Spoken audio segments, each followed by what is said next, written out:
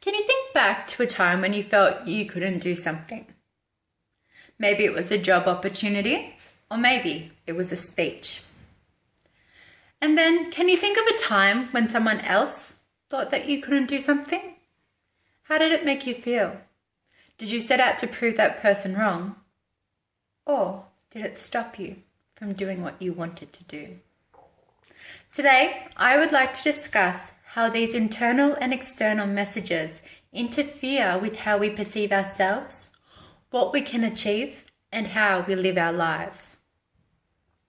You see, for a long time, my life was shaped by the limitations I had placed on myself and the limitations others had placed on me through conversations during my childhood. When I was 12, I was told by a teacher who had taught my brother that I obviously wasn't the smart one in the family.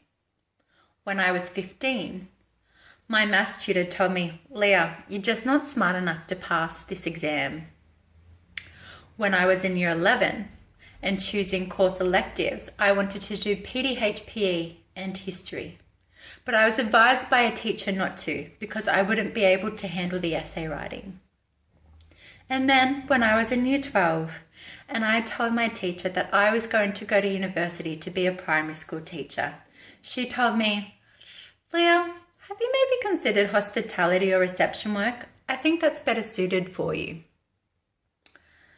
Over time, these external and internal conversations began to influence my internal conversations as I began to say, "I am not, I cannot, and I will not."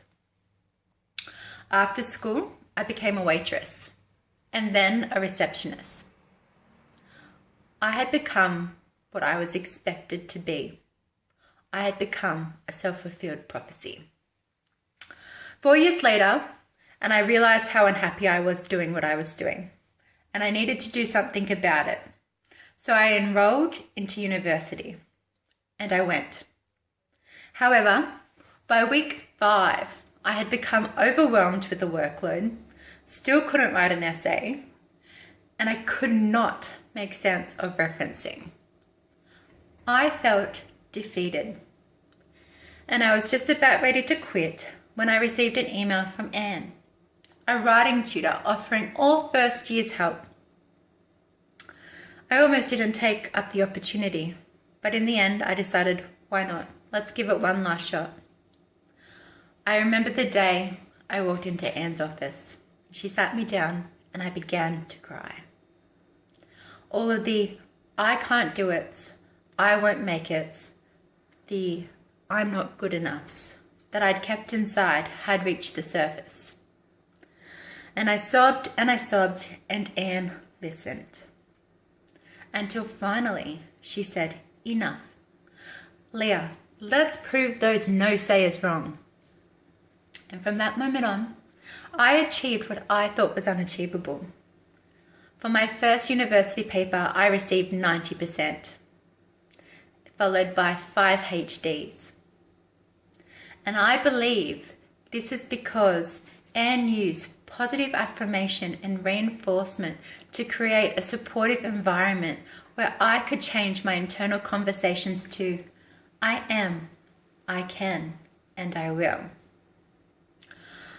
I now realize how I was misled by other teachers before Anne.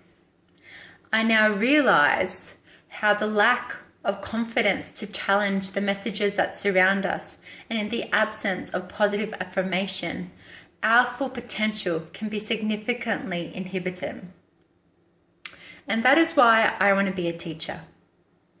As a teacher, it will be my responsibility to act with integrity and care when teaching students to stop defining themselves by what they are told they are not, and to start defining themselves by who they are,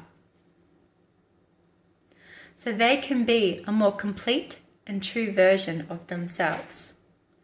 I would like to leave you with a quote by a famous poet, Maya Angelou, who once said, "I have learnt that people will forget what you said, people will forget what you did, but people will never forget how you made them feel." Anne made me feel that I can do it. She made me feel positive about what I was doing. And that is why I stand here before you, because I am, I can, and I will. Thank you.